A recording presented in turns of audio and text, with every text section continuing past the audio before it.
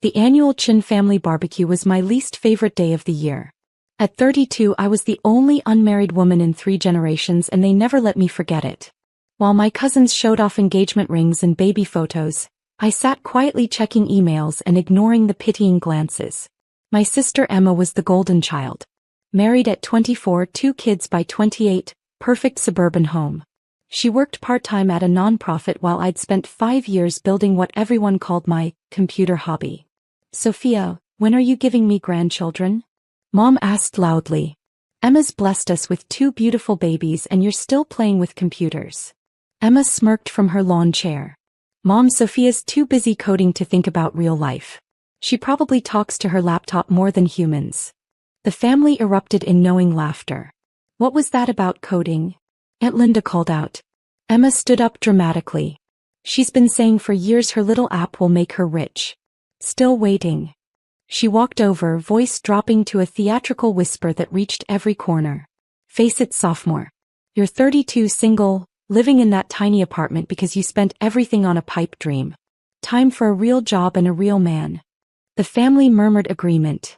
Grandma Chin nodded from her wheelchair. In my day, women knew priorities.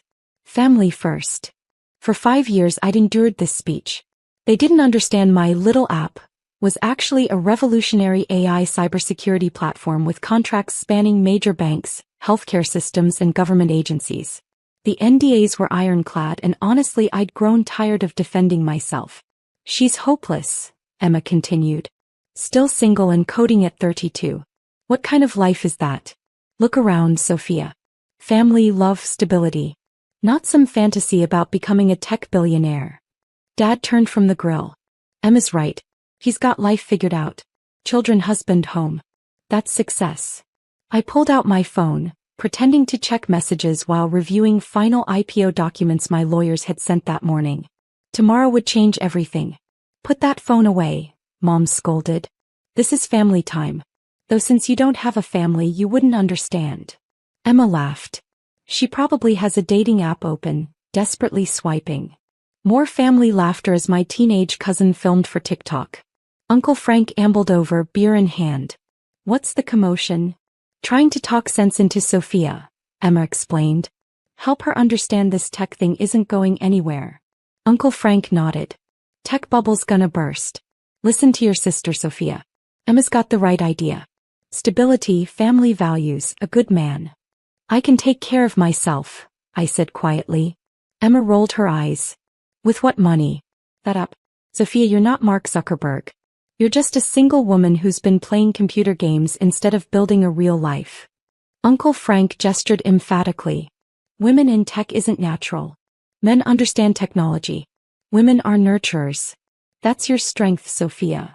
The afternoon dragged with more lectures about my failures. Every conversation circled back to my lack of husband, childless state, unrealistic ambitions. Emma held court, accepting congratulations on her new pregnancy while casting pitying glances my way. As sunset approached, the family gathered around the patio TV.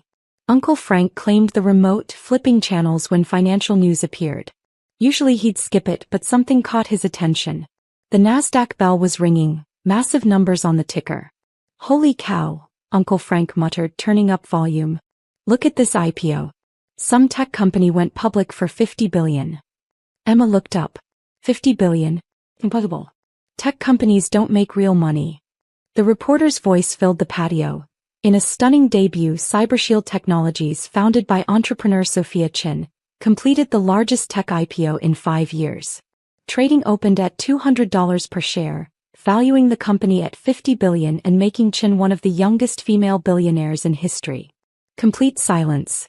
I could hear a neighbor's dog barking 3 houses away. My phone rang loud enough for everyone to hear. Caller ID, Goldman Sachs Investment Banking. Aren't you answering that? Emma asked, voice strangely small. I looked around at my family, all staring with expressions from shock to dawning horror. Uncle Frank's burger had fallen onto his shoes. I suppose I should, I said calmly, answering. Hello, this is Sophia Chin.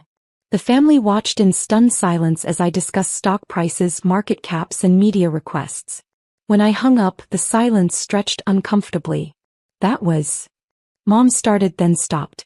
A joke, Emma said firmly. This has to be fake. Sophia, what did you do? Hire actors. There's no way you're worth 50 billion. I showed them news articles already appearing across every major financial website. Forbes, Wall Street Journal, TechCrunch, Bloomberg. $50 billion? Grandma whispered. More than some countries, Uncle Frank said, frantically Googling my name. Sophia, is this real? Several times over, actually, I confirmed. Emma scrolled through articles, face growing pale. This says you've been running this for 5 years. Pentagon contracts, major banks. Why didn't you tell us? When would I have?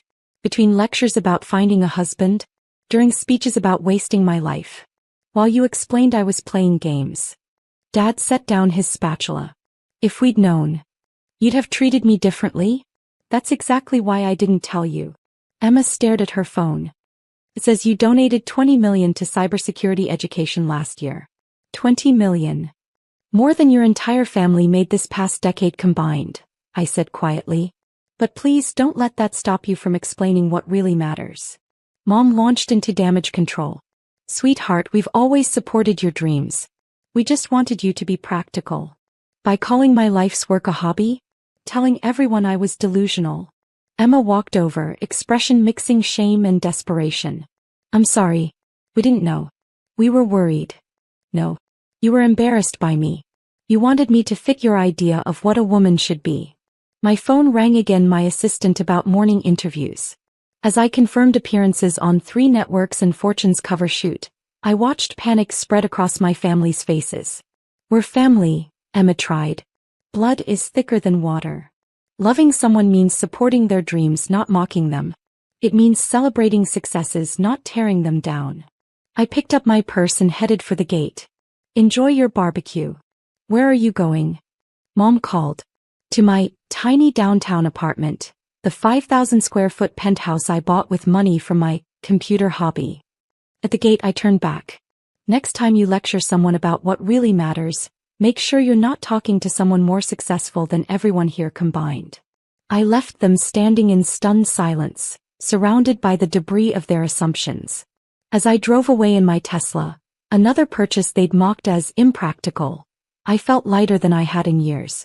My phone buzzed constantly with congratulations from investors, board members, and industry leaders. The media requests were overwhelming. Bloomberg wanted an exclusive about my journey. TechCrunch was preparing a cover story. The White House had called about a technology advisory position. But the most satisfying notifications were the desperate texts from my family. Emma's messages grew increasingly frantic. Sophia, please call me back. I'm so sorry.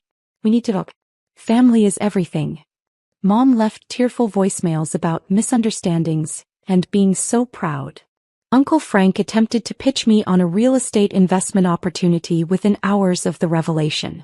The next morning, I woke up in my penthouse to every major news outlet leading with CyberShield's IPO story. The headlines painted me as a visionary entrepreneur who had revolutionized cybersecurity while staying true to her values. Financial analysts were calling it the most successful tech debut in a decade. My assistant had scheduled back-to-back interviews. First was CNBC's morning show, where the anchor asked about my family's reaction to the news. They're still processing it, I said diplomatically. 4 years they saw my modest lifestyle and assumed failure. They didn't know about the separate accounts, the investments, or that my tiny apartment was actually a penthouse I owned outright. The anchor leaned forward. What would you say to other women whose families don't support their ambitions? That your worth isn't determined by other people's understanding of your value. Sometimes the people closest to you can't see your potential because they're too invested in keeping you small. That soundbite went viral within hours. The Forbes photographer arrived at my office that afternoon. As she set up lighting for the cover shoot, she mentioned my family had tried contacting the magazine for comment. What did they say? I asked, adjusting my blazer. Your sister wanted to talk about how proud the family has always been of your success. The photographer rolled her eyes. We declined the interview. During the shoot, my lawyer called with updates. 3 major networks wanted exclusive documentaries about my rise. Harvard Business School was offering a guest lecturing position. The Pentagon was fast-tracking security clearance for expanded government contracts. But the call that meant the most came from Dr. Sarah Martinez, a professor at MIT who specialized in encouraging women in STEM fields. Sophia, your story is exactly what young women need to hear. Would you consider speaking at our Women in Technology conference next month? Absolutely, I said without hesitation. What's the theme? Building the life you deserve regardless of who believes in you. Perfect. That evening I finally listened to my family's voicemails. 23 messages, each more desperate than the last. Emma's final message was particularly telling. Sophia, I know I messed up. We all did. But your family and family forgives. Think about what you could do for us now. The kids' college funds, mom and dad's retirement, my mortgage. You have so much and we have so little. Please call me back. I deleted the message without responding. The MIT conference was standing room only. Young women filled the auditorium, their faces bright with ambition and determination.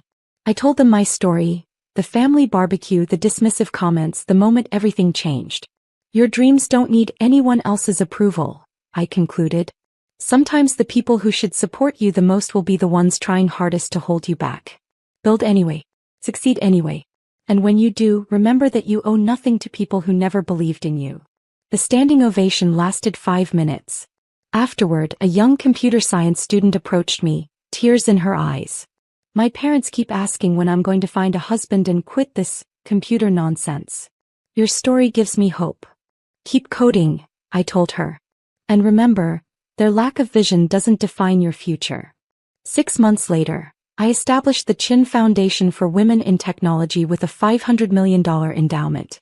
The announcement made international headlines, and I used the platform to speak about believing in yourself when others don't. The foundation's first initiative was a scholarship program for women pursuing STEM degrees despite family opposition. Applications flooded in from daughters, sisters, and granddaughters whose families had dismissed their ambitions. My own family continued reaching out sporadically. Birthday cards arrived with carefully worded messages about family bonds. Emma sent photos of her children with notes about how they'd love to meet their successful aunt. Uncle Frank mailed investment proposals quarterly. I responded to none of them. At the foundation's launch gala, surrounded by brilliant women I'd chosen to invest in, a reporter asked about work-life balance and whether I regretted choosing career over family. I didn't choose career over family, I told her, looking out at the audience of scholarship recipients, mentors, and supporters. I chose to build the family I deserved instead of accepting the one that never deserved me. That quote became the foundation's unofficial motto. Sometimes the best response to people who diminish you is simply proving them spectacularly wrong, and then using your success to lift up others they would have dismissed too. As I watched young women networking and sharing their dreams at the gala, I realized something profound. I wasn't the spinster they'd mocked at that family barbecue. I was exactly who I was meant to be, successful, independent, and surrounded by people who celebrated my achievements instead of resenting them. The family who had called me a failure would spend the rest of their lives watching my success from the outside, wondering what might have been different if they'd chosen support over shame. But I would never wonder about that because I'd learned the most valuable lesson of all. Sometimes the greatest gift you can give yourself is the courage to walk away from people who refuse to see your worth.